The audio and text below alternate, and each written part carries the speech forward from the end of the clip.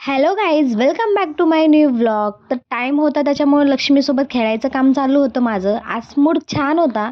म्हटलं चला आज काहीतरी स्पेशल बनवावं. आमच्या मॅडमला नादी लावून मी बनवायला घेतला होता आज गाजरचा हलवा. तर काल रात्रीच ह्यांनी कामावरून येताना हे गाजर घेऊन आले होते. तर सगळ्यात अगोदर हे गाजर धुवून घेतले स्वच्छ पाण्याने. चांगले 2-3 पाण्याने धुतल्यानंतर असे आपले गाजर स्वच्छ झालेले आहेत. एक एक करून गाजरवरची सगळी साल काढून घेतली. त्याच्यानंतर हे सगळे गाजर असे किसून घेतले. त्याच्यामध्येच माझा खूप वेळ गेला. तर आपल्याला खायचंच म्हणलं थोडीफार तर आपल्याला मेहनत घ्यावीच लागण. आणि आपले गाजर असे किसून झालेले आहेत. चला तर मग बनवायला घेऊयात. सगळ्यात अगोदर कढईमध्ये टाकलं तूप. तूप जास्त प्रमाणात घेतलं नाही कारण की मला जास्त तूप आवडत नाही. त्याच्यानंतर किसलेला गाजर टाकून घेतला आणि चांगलं 3-4 मिनिटं त्याला शिजवून दिलं. गाजर चांगले शिजले होते. मग त्याच्यामध्ये दूध ऍड केलं.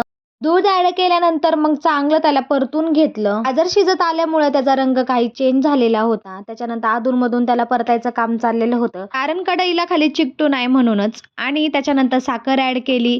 साखर ऍड केल्यानंतर त्याला चांगलं फ्राय करून घेतलं आणि फ्लेवर येण्यासाठी त्याच्यामध्ये टाकली होती वेलची पूड. रेडीमेडच आणली होती आणि मस्त असं सगळं मिक्स करून घेतल्यानंतर खूप छान सुगंध येत होता. साखर आणि वेलची पूड चांगली मिक्स व्हावी म्हणून 1-2 मिनिटं अजून त्याला वाफ दिली आणि लास्ट स्टेप राहिलेली होती ड्रायफ्रुट्सची. ते पण त्याच्यामध्ये ऍड केले आणि चांगलं परतून घेतलं आणि असा आपला गाजरचा हलवा रेडी झालेला आहे. सगळ्यांच्या अगोदर मीच टेस्ट करायला घेतला आणि खाऊन बघितला. टेस्टला खूप छान झालेला आहे कारण आपण बनवलेल्या पदार्थाची चव आपल्याला काही वेगळीच लागते.